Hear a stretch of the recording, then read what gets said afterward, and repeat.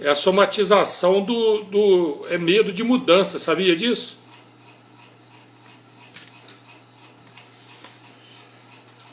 Tá com alguma mudança em perspectiva aí que tá com medo? Já teve, né? Já estava, né? E essa energia que a gente faz para tentar manter do jeito que está, entendeu?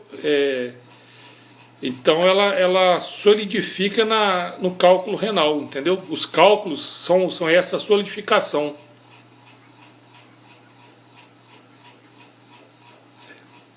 Né, Cezinha? Aí é verão o ano todo, né? Praia.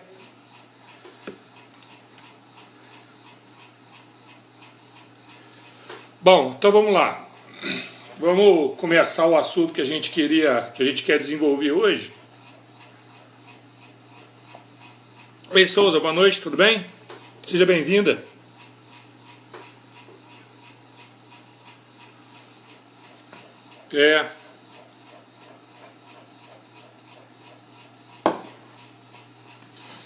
Vamos começar a nossa conversa hoje, então, complementando, né, direcionando o assunto agora que nos move, que nos moveu a produzir todo esse trabalho que é o Miami, que é a compaixão pela mulher, principalmente, e de uma patologia que eles chamam de fibromialgia, né? Recordando um pouquinho, a fibromialgia são dores no corpo todo, não tem um lugar específico,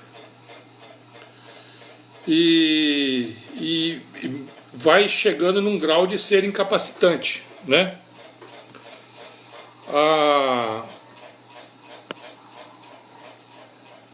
Peraí que deu um tilt aqui.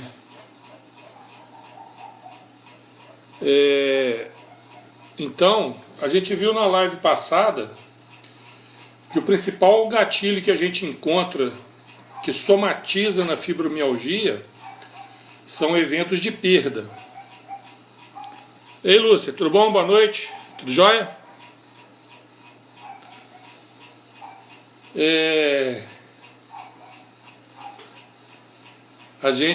São eventos de perda, ou seja, essa perda é aquela sensação de que algo foi tirado da gente, tá certo? Os casos mais graves, mais doloridos, né? É porque a gente, quando perde alguém afetivamente próximo da gente. Então, o nosso instinto, que é a visão que a gente procura colocar no Miami, essas reações instintivas aos eventos de estresse, falando da parte animal nossa, né, reação física instintiva, é como se um predador viesse e tirasse essa coisa que é afetiva, que a gente está acostumado com ela, que faz parte da nossa vida, do convívio, né? Então, quando isso acontece, esse choque provoca essa reação, esse gatilho que impacta todo o corpo, e depois, com o tempo, então com isso a gente entra naquele estado ansioso de tentar prevenir para que não aconteça de novo. E a Luiz, tá bom? Ô primo, tá bom? Tô joia? A outro paulista aí. Então, esse processo, vezes a pessoa entra no estado depressivo, né, porque perdeu aquele objeto de afeto, aquela pessoa, né, aquela coisa importante, e fica com medo de perder de novo. E essa impotência, essa insegurança, porque perdeu, leva em dados momentos ao estado depressivo. Então, por isso é que nós começamos as nossas lives, as primeiras lives foram sobre o estado ansioso, depois sobre o estado depressivo. Prazer também, Luiz. Prazer te ver aqui. E quando acontece de aproximar dos sentidos captar algo semelhante, também vem os pânicos. Então, a pessoa que sofre de fibromialgia é aquela que ela está vivendo conectada a um estresse do passado, ao estresse do dia a dia e aos possíveis eventos do futuro. Ei, cunhada, tudo bom? Bem-vinda. Boa noite. Então é o que a gente fala de 3 em 1, né? São 3 vidas, são 3 comandos psíquicos num corpo só. E é por isso que o corpo não aguenta. Então chega uma hora que ele dá o grito da dor, né? Não estou aguentando mais.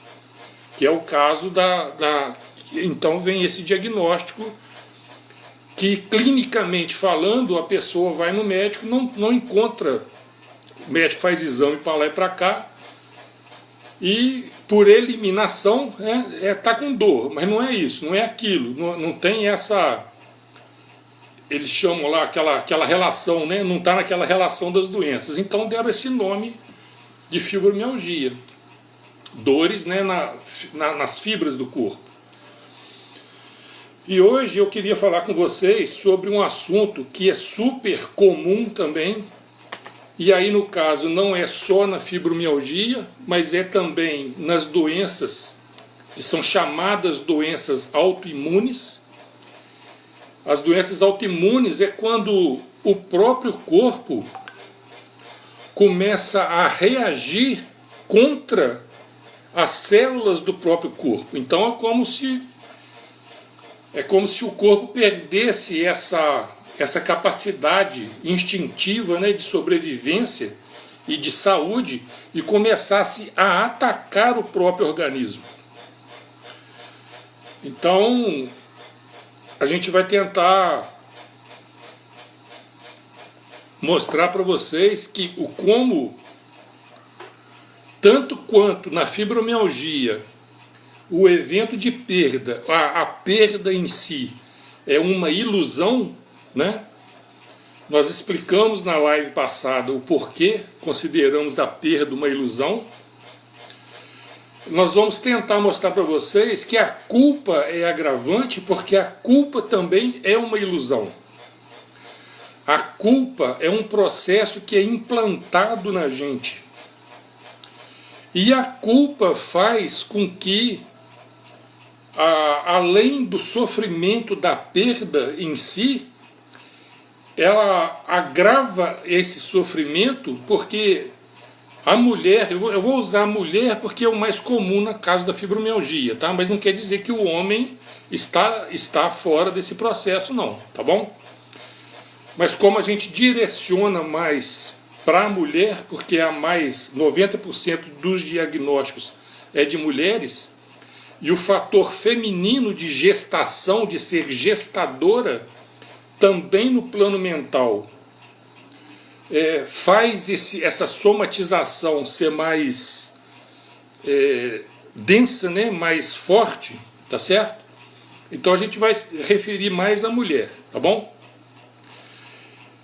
E um detalhe, esse lance de culpa é uma coisa que é um fator que é implantado na gente desde novinho, as gerações e gerações passadas. Então isso é um comportamento, isso é uma herança que tem vindo de gerações e gerações nas famílias, na sociedade e pior, que é a origem das coisas, desse lance de culpa, a religião, tá? Então, como nós vamos falar também desse aspecto religioso do ser humano, porque ele faz parte, né, da vida de todo mundo, ele é muito, muito importante nessa questão nossa subconsciente, porque esses valores são implantados na criança desde muito cedo. Então, essas ideias plantadas, nós temos um primo aqui, psicanalista, acredito que ele concorda comigo, essas crenças, né, que a gente tem desde pequenininho, elas são implantadas na gente porque a gente escuta, né, a gente participa da vida dos pais. Então, se o pai, a mãe, vamos um exemplo assim, que parece que não tem nada a ver, mas depois vocês vão entender, eles brigam por dinheiro, por exemplo, né? Porque falta dinheiro, porque não sei o que tem e tal, então tem briga por dinheiro. Então, esses eventos traumáticos na criança ficam relacionados ao dinheiro. Então a pessoa começa a ter, como é que eu vou dizer, tipo uma repulsão por dinheiro, por ter dinheiro. Porque o dinheiro foi causador da briga dos pais, tá certo? Então esses processos, principalmente na infância, são terríveis para implantar crenças, para implantar medos, tá certo? E agora, outra coisa que eu preciso falar antes, né? Igual a gente fala que quando a gente vai falar em termos de assuntos que mexem nas nossas emoções, a gente precisa deixar a emoção de lado para poder olhar para o assunto de forma mais racional, né? Porque se for colocar emoção no processo, a gente não consegue pensar bem. Então nós vamos deixar a emoção um pouco de lado. Não quer dizer que a gente não tenha emoção, não sinta, tá bom? Exatamente, é um outro fator, né, que pode dificultar as mudanças, não é, Luiz? Viu, Luciano? O primo aqui, a Luiz, é psicanalista. Essa rigidez das mudanças, igual você comentou aí, né, que está com pedra nos rins, ele confirma aqui o que a gente está dizendo. São coisas que vêm lá da infância, que essa rigidez, essa vontade de manter as coisas, né, também evitar as mudanças, elas acabam concentrando tanta energia que ela solidifica, ela cristaliza, tá? São substâncias no sangue que vão cristalizar e formar os cálculos, tá bom? Então, outra coisa que eu peço a vocês agora é que deixem também um pouco de lado a crença religiosa. Porque esse fator religioso é que, na nossa visão, veja bem, né? Esse fator religioso é que trouxe para a sociedade a conexão de culpa e punição, castigo, dor, sofrimento, que na religião eles chamam de penitência. Você está entendendo? O que acontece? O que a nossa geração, pelo menos, né? Talvez a geração de vocês um pouco menos, mas na minha geração para trás, desde pequenininho que a gente acompanhava os pais também na igreja, né? No sermão do padre,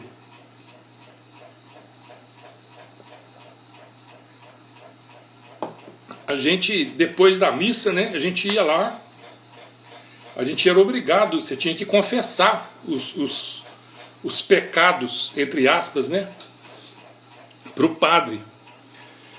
Então, a gente ia lá, confessava lá, se não tivesse nenhum, a gente inventava uns, né, para ter o que falar. E também a gente não sabia o que era pecado, o que não era, né, era terrível. Então, toda vez que a gente levava em casa, levava uma bronca em casa, ou umas palmadas em casa, e levava uma bronca no colégio, na escola, isso pra gente era pecado, né? Então, na hora lá, a gente falava com o padre, que fez isso, fez aquilo outro. E o padre, o que faz? O padre passa uma penitência. Concorda comigo? Vocês sabem disso, né? Eu não sei se vocês participaram desses eventos, mas eles são assim. Eu, pelo menos na minha infância, fui criado assim, né?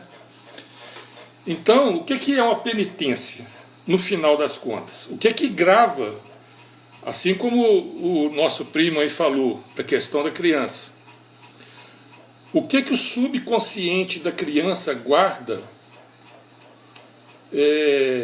O pecado é um erro, né? Você cometeu um pecado, é um erro, uma falha. E para você ficar livre disso, Fagner, tá bom? Bem-vindo, boa noite. Então, para você ficar livre do pecado, do erro, da falha, para você resolver isso, para você ficar bem com Deus, com o Criador, você pagava uma penitência, tá certo? E o que é uma penitência se não um castigo? Mesmo que seja ir lá rezar não sei o quê, né? Mas é uma penitência. Então, a gente fica com aquela coisa, tudo, né? Toda vez que a gente dá uma vacilada, logo vem o gatilho da penitência. Estão compreendendo o raciocínio? Então, agora, aí a pessoa se torna adulta. A pessoa se torna adulta, mas no subconsciente dela tá lá. Toda vez que você falhar, errar, que você planejar que der errado, é porque você está pecando. Você está fazendo alguma coisa que não está de acordo com a vontade de Deus. Então você vai fazer o quê? Uma penitência. E o que é uma penitência se não um castigo? Você vai se castigar. E como é autoculpa, você vai fazer uma autopunição, autoflagelação, autopenitência. Por isso é que existem as tais doenças autoimunes. Existem dois processos da pessoa fazer uma autopunitência, penitência. Tem pessoas que chegam num grau tão grande nesse sentido que elas se automutilam. Vocês compreendem isso? Uma pessoa se mutilar, se cortar, né? Se ferir conscientemente para ter um... Agora, olha bem onde eu quero chegar. Eu não sei se o nosso amigo, se o primo psicanalista aí tem essa percepção também.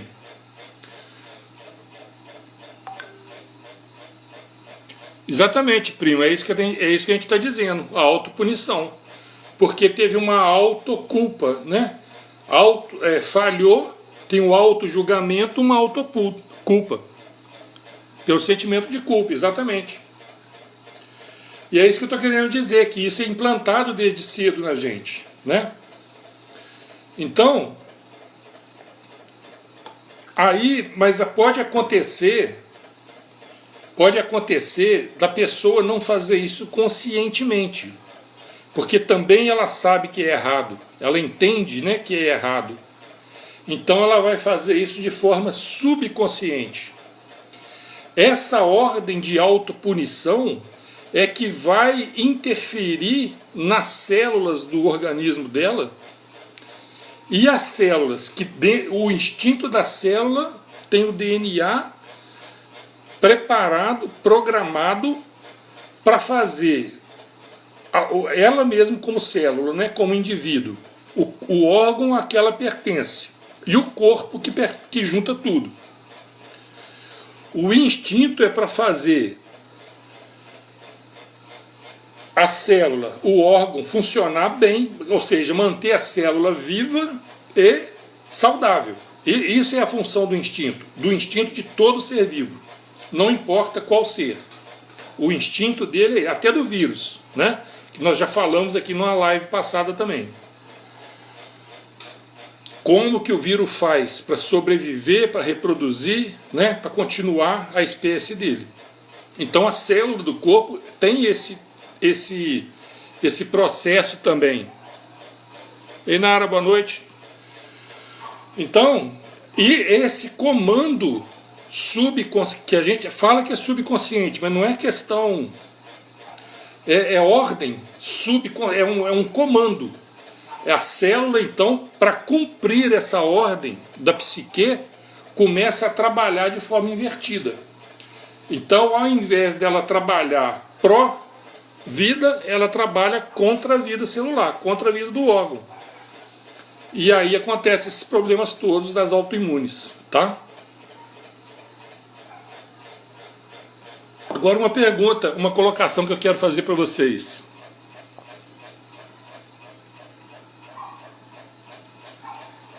Amanhã, beleza, amém.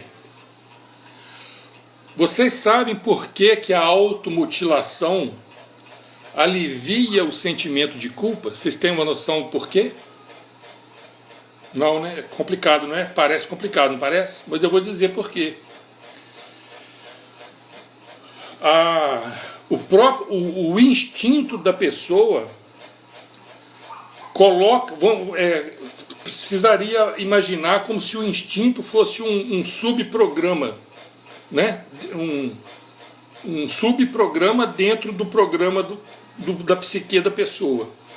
O instinto dela percebe essa agressão como mais emergente, mais urgência do que do processo que ele está fazendo ela sofrer. Então, essa atenção do instinto para esse ferimento, consciente ou subconsciente, a pessoa desconecta o pensamento, a psique, daquele evento que está provocando o sofrimento, daquele evento da perda, daquele evento da culpa. Você compreende? E então alivia esse sofrimento nesse sentido. Porque essa dor, essa agressão agora, que é física, passa a ser mais emergente. Compreende? Faz sentido isso para vocês? Agora vamos lá. Por que isso aconteceu com o ser humano? Ei, Sandra, boa noite, bem-vinda. Por que isso aconteceu na humanidade? Aí eu vou pedir permissão para vocês para falar um pouco das crenças que a humanidade tem, que a nosso ver são ideias, pensamentos equivocados, ou nem tanto equivocado. Para mim eles foram colocados de forma consciente, exatamente para ferir a mulher, para ferir o que a gente chama de sagrado feminino, com uma intenção muito clara. Porque a mulher ferida, a mulher que se culpa por tudo que ela faz, né? Tudo que dá errado na vida em torno dela, a mulher... Ei, Celcinho, tá bom, meu querido? Tá bom, meu anjo? Bem-vindo. Tudo o que a mulher faz em volta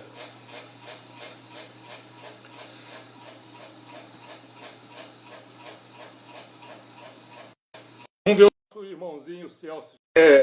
Vamos continuar o nosso assunto enquanto isso. A gente... Vocês podem observar que a mulher...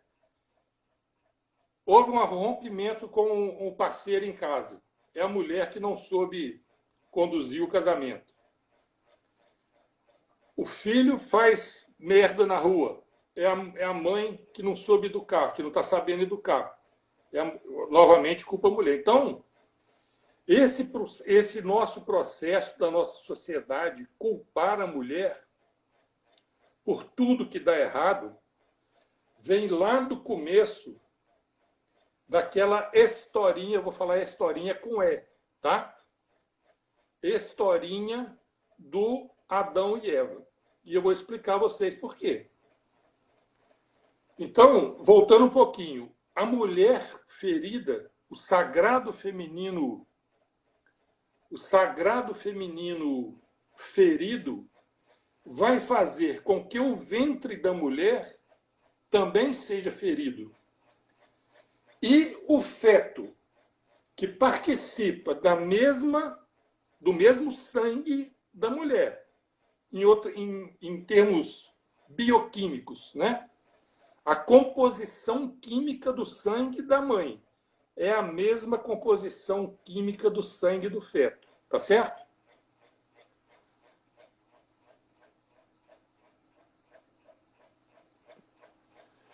Então,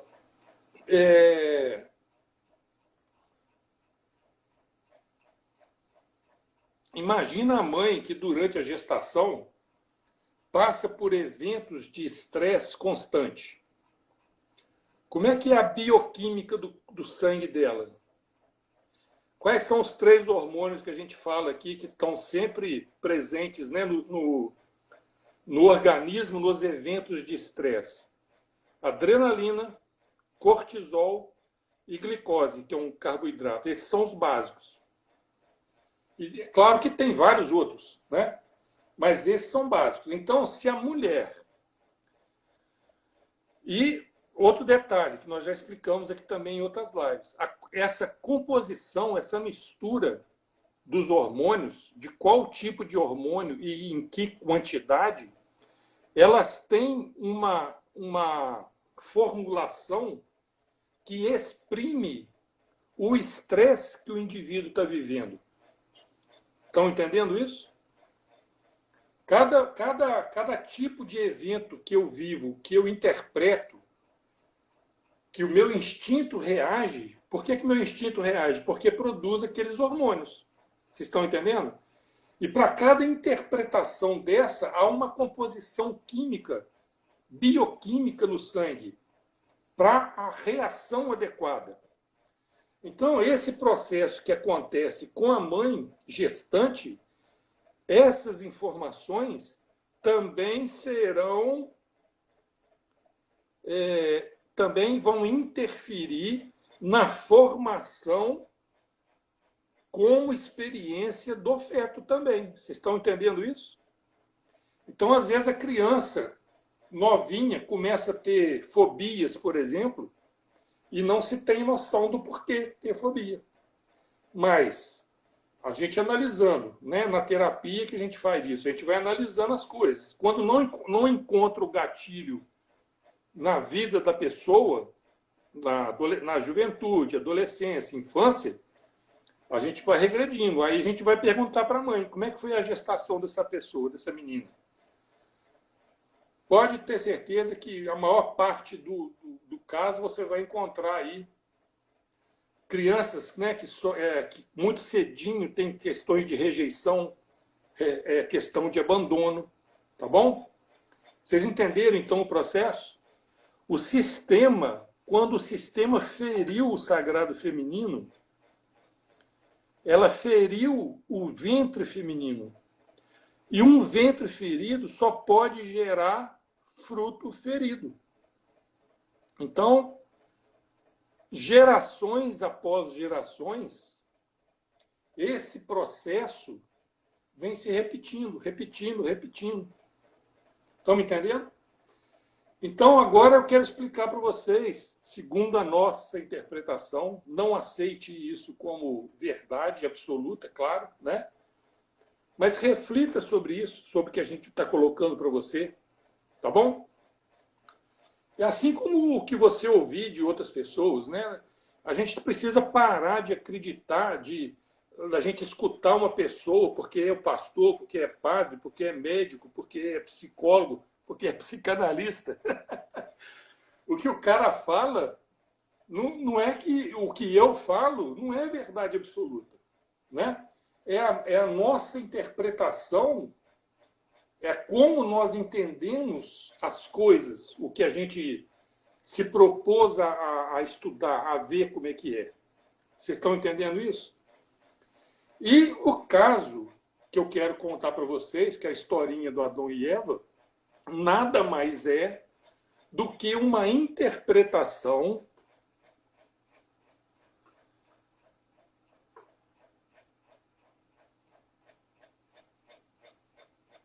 exatamente aqui, ó, o nosso primo Aloysio, né, ele tem formação, né, a gente não tem, tá? A forma com que a gente estuda esses processos, ele tem mais uma visão das exatas, que é a formação que eu tenho, tá? Do que a formação das humanas. Mas então, o nosso amigo está contribuindo aqui com a gente, ó. Ele está dizendo assim, essas memórias, Cacá, vemos na psicologia pré-perinatal e também na abordagem das constelações familiares, memórias celulares. Estão entendendo? E por que existe a memória celular? Porque a célula pensa, a célula tem neurônio, igual a gente. Claro que proporcional, né?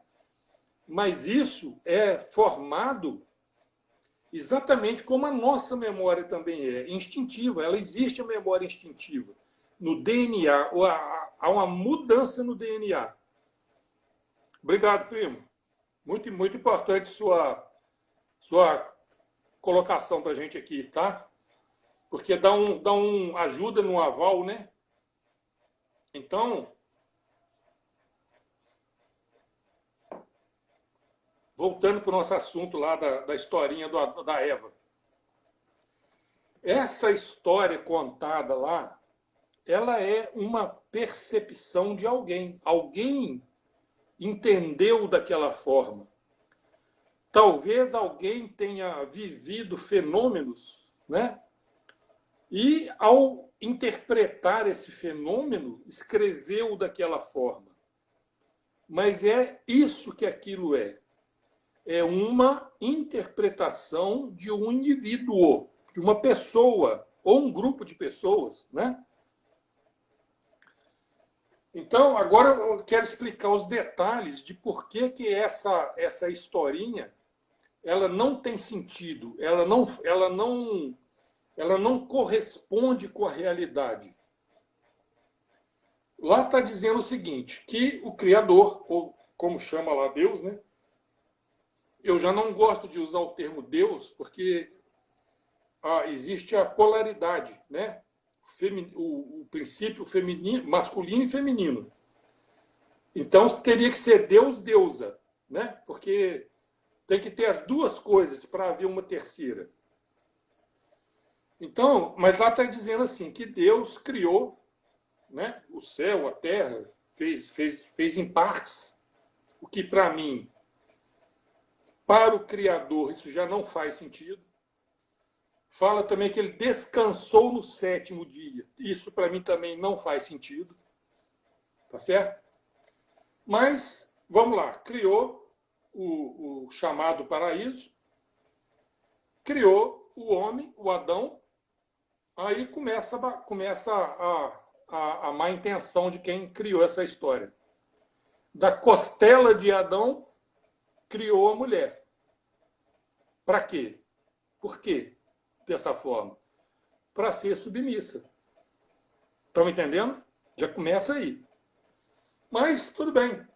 Criou, então teve lá até porque a genética seria a mesma, né? Então, se eles procriassem, a cria já ia ter problemas, né? Como existe até hoje, a gente vê isso.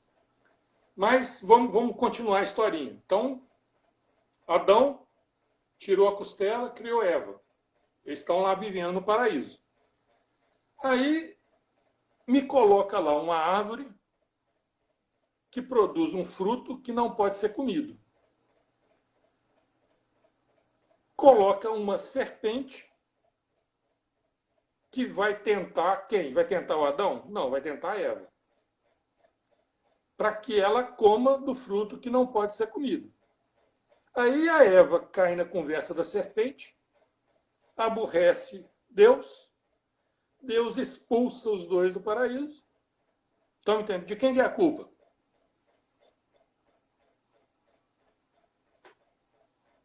Para quem que sobrou?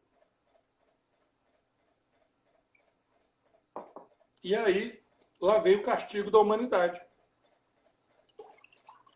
Vocês estão compreendendo? Porque eu não sei quanto vocês.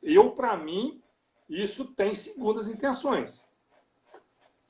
Então, o que a gente vê nas histórias da humanidade, das civilizações, principalmente essas, né, que pegaram essa ideia, porque tem uma parte da humanidade que tem outra mitologia, outro processo de entendimento da criação do planeta e do ser humano, né? Mas esse processo nosso ocidental é que trouxe para a mulher, principalmente para a mulher, esse fator da culpa, tá certo? E claro, aí vem aquele detalhe: se é culpado, Porque houve um julgamento, houve uma condenação e vai haver uma punição. Estão entendendo como é agravante para todo o processo de dor, de doença, esse conceito subconsciente, né, instintivo que foi implantado na gente da culpa, tá? E agora, o mais importante, o que a gente pode fazer para desculpar, para tirar a culpa? Então, concorda comigo que a gente precisava encontrar esse entendimento que esse processo de castigar o erro é um processo que não funciona, ele só retroalimenta o que é ruim. A pessoa diz assim, não, mas se não apanhar, não aprende, né? Então eu vejo hoje os meus filhotes, né, criando os netinhos com outra concepção, sabe? Diferente da forma com que eu fui criado, com que eles foram criados, né? Fez merda, pau. Então hoje vai na conversa, na explicação, dizendo por que não é conveniente fazer isso, ou não é conveniente fazer aquilo, que pode ser feito dessa forma, pode ser feito da outra forma. Estão entendendo? Então é esse quebrar esse ciclo que vem de geração após geração, né? Então por isso que a gente está nessa bagunça toda aí. Ó. É um dos processos, né? Para o qual que está favorecendo essa bagunçada toda. Mas então agora vamos na parte mais importante aí. Se não é com castigo, o que eu posso fazer? Então, se a culpa é uma ilusão, o que pode ser considerado, então, uma realidade? O que pode ser real para eu não me culpar pelo que aconteceu de errado? Tá certo? Nós vamos usar, como a gente já falou aqui, é o que a gente usa, né?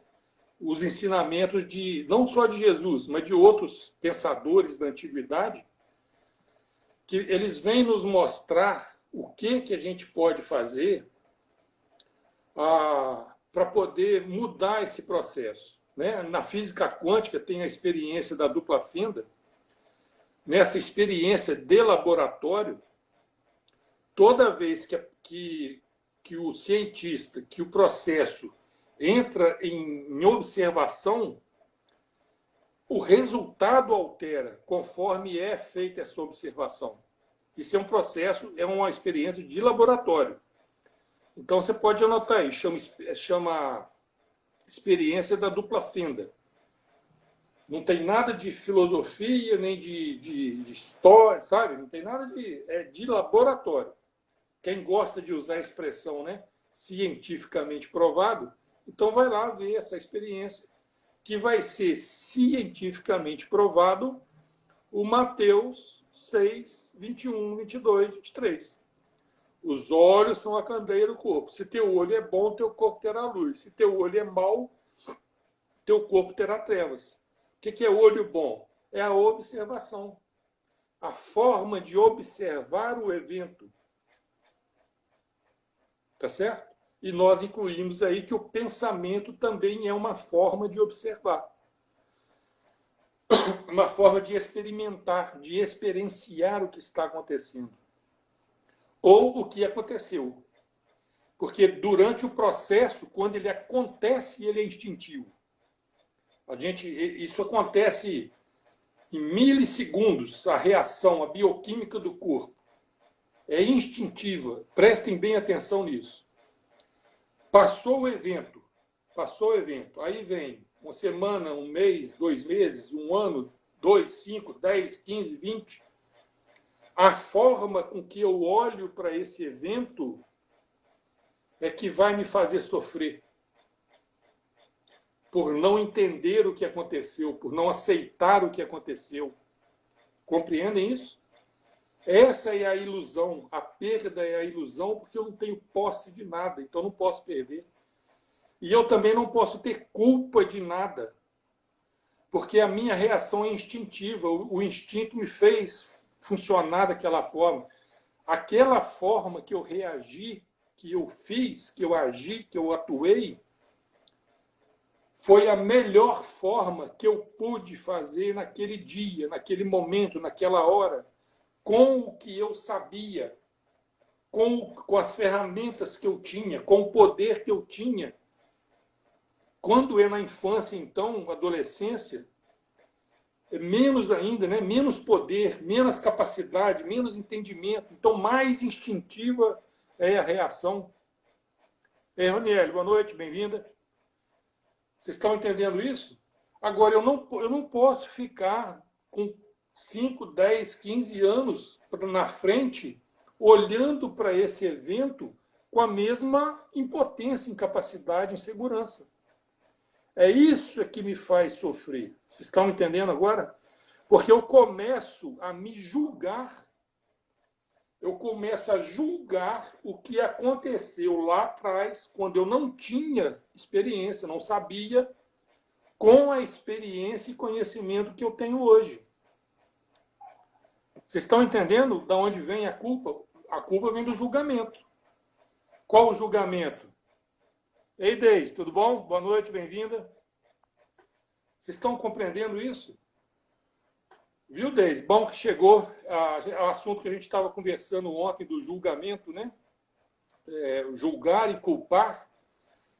Por conta disso, a gente olha para aquele evento lá de trás com a estrutura de hoje.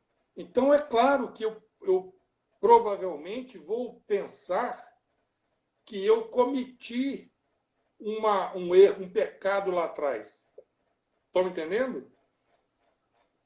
Mas lá atrás eu não tinha essa visão, eu não tinha esse entendimento, eu não tinha esse conhecimento, eu não tinha esse poder, eu não tinha essa ferramenta, essas ferramentas que a gente está tendo hoje, né? Então é isso que faz, a gente julga, a gente se auto-julga. Não importa se o evento foi ontem, o evento pode ter acontecido, não precisa ser 10 anos também, não, pode ter sido ontem. Ontem, naquele momento, naquela hora, naquele instante, a minha reação instintiva foi aquela. E a minha reação instintiva, ela tem um propósito. Qual o propósito? Manter vivo e saudável. Então, se eu reagir daquela forma, e até para minimizar o dano. Vocês estão entendendo? Minimizar. Manter vivo o indivíduo ou a espécie. Como o Aloysio aqui está contribuindo de novo. Sempre digo, Cacá, precisamos ter a consciência que quando fizemos algo errado, ainda assim fizemos o nosso melhor. Nossas ações é de acordo com o nosso nível de consciência. De hoje e naquela época era aquela consciência, né? Exatamente. Ninguém faz o seu pior, né? Nosso amigo aqui, o primo aqui está contribuindo. Esse processo instintivo com que a gente vive nele, porque por que é importante ver isso, gente? Essa questão instintiva. Repetindo, que nós já falamos em lives passadas também. O nosso físico, biológico, fisiológico, é igualzinho o chimpanzé. Nós somos animais, fisicamente falando. Vocês estão entendendo isso? Entenda isso. Então, se lá atrás você quebrou o cara na porrada, se você fugiu da briga, se você se escondeu na briga para não se ferir mais, vocês estão entendendo? Todos esses processos, eles são instintivos, eles fazem parte da vida. Agora, no evento é uma coisa.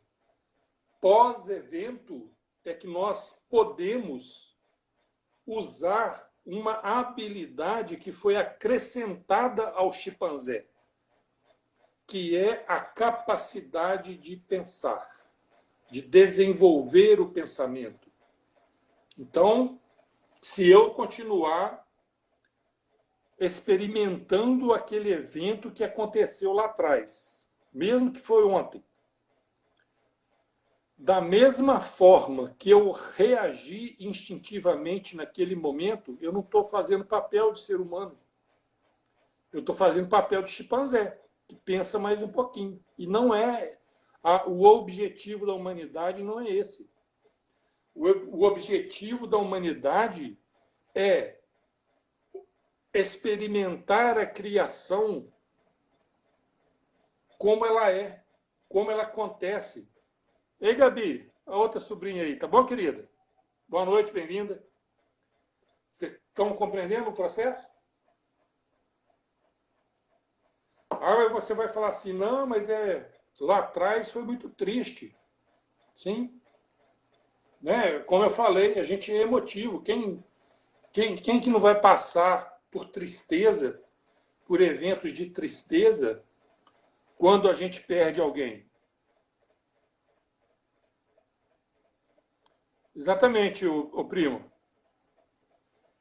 Ô, Luiz, vou aproveitar que vou te apresentar. Nós temos dois sobrinhos aqui, filhos do César, tá? Viu, Gabi? Viu, César, o César Henrique? O Aloísio, que está participando, o psicanalista que está participando com a gente aqui, também é primo, lá das terras do São Paulo. Tá bom? Não sei se vocês se conhecem. Então, meus queridos, voltando ao nosso processo, eu vou aproveitar aqui que o Aloísio falou aprimorar os pensamentos. Viu, Aloísio?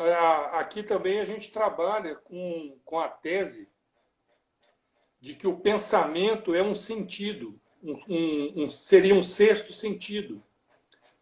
Porque o que me faz experimentar aquele evento que eu vivi lá atrás é exatamente o pensar no evento. Está me entendendo? Então, o pensamento é uma forma de experimentação, de experienciação. E hoje, com o meu corpo, né, o chimpanzé aqui, ele só vive no presente. Tá certo? Mas a minha mente pode trazer eventos que eu vivi lá atrás, com o pensamento, e eu experimentar no corpo novamente a mesma dor, a mesma tristeza, a mesma angústia, a mesma sensação de perda que eu tive no momento que eu perdi. Vocês estão entendendo como é que isso vai prolongando o processo, prolongando a dor? Aí você fala assim para mim, mas então você não pode sentir tristeza, angústia, porque perdeu alguém? Eu falei, é claro que faz parte, né? É claro que faz, sim. Mas aproveita essa dor, porque a dor ela tem finalidade no ser humano, que é chamar a atenção da gente, porque nós não fomos feitos para viver com dor, para viver a dor. Pelo contrário. Sabe? É um conceito que eu gosto de colocar também, né? Só existe a vida, só existe vida, não tem um contraponto para a vida, sabe? Só existe vida. A morte, ela é um contraponto do nascimento. Então, o nascimento é polaridade com a morte, né? Um processo chega, o outro processo sai. É um ciclo, né? Tá certo? Isso acontece em todo ser vivo, todo. Inclusive as células do corpo são seres. Faz cocô, come, faz xixi, trabalha, faz a função dele no órgão. A célula do corpo é um bichinho. Ela também nasce e morre. Nasce, vive e morre. Se o seu pensamento é conectado a um evento de tristeza, a célula do seu corpo vai lembra que nós falamos aqui da memória celular? Ela vai adquirir a memória celular e vai viver no processo de tristeza 1 mês, 2 meses, 5 anos, 10 anos, 15 anos. Estão entendendo isso? Compreende como é? Então, para eu mudar essa memória celular, eu começo a precisar a trabalhar os meus pensamentos em relação aos eventos que eu já vivi. Tá bom? Esse é o grande segredo. A gente abrir mão esse processo que foi implantado na gente, né? De castigar e de ser castigado quando erra. Nós precisamos abrir mão disso, mudar a forma com que a gente vê as coisas, com que a gente pensa nas coisas, para poder mudar a estrutura celular. Tá bom? Então, meus queridos, dentro do que a gente queria conversar hoje, era isso, tá? Se vocês tiverem dúvidas, a gente vai deixar o vídeo lá no IGVT, lá do Instagram, tá? A gente também está colocando num canal do YouTube. Se quiserem comentar, colocar perguntas, tá bom? Sugestões, opiniões e principalmente contraposições, se você pensar diferente, coloca para a gente. A gente só conseguiu fazer um consenso, um processo, exatamente por questionar tudo que já existe por aí. Tá bom? Obrigado, Luiz. Obrigado, primo. Então, vou deixar para vocês aqui, se precisarem de atendimento, de acompanhamento, se você quiser a parte mais profissional, nós temos... Ô, Luiz, você atende também via internet? Se você preferir aí, tem o nosso primo Luísio aí, tá? Entre em contato com ele. Se você gostou do Miami. Obrigado, Luiz. Para você também, para todos aí também. Pois é, Gabi. É toda quarta-feira, 19h30, tá? Então, se você quiser um atendimento de um psicanalista aí, tá nosso primo Aloísio. Se vocês quiserem conhecer esse nosso trabalho, entre em contato com a gente. Boa noite, Luciano. Muito obrigado, viu, pela presença, pela participação aí, tá? Depois a gente fala sobre o negócio da pedra nos rins aí, tá bom? Então, entre em contato com a gente, que a gente vai atender com o maior prazer, tá? E não se esqueçam, quarta-feira que vem, 19h30, a gente se encontra aí, vamos continuar o assunto, né? Para a gente poder quebrar esse ciclo que está vindo aí de gerações após gerações, né? Eu acho que a gente está tendo a grande oportunidade de fazer isso. Um abraço para vocês, Henrique, tá? Um beijão para você. Beijão para todos.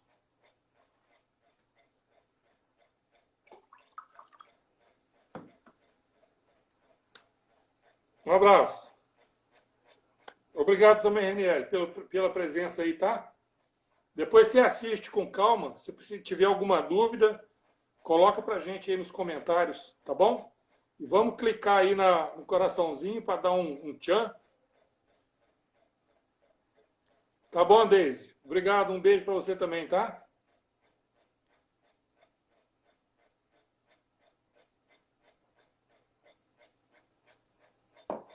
Espero que tenham gostado, né? São ideias relativamente novas, talvez.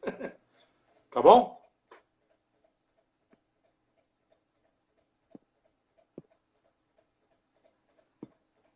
A gente continua então. Um abraço para todos, um beijo.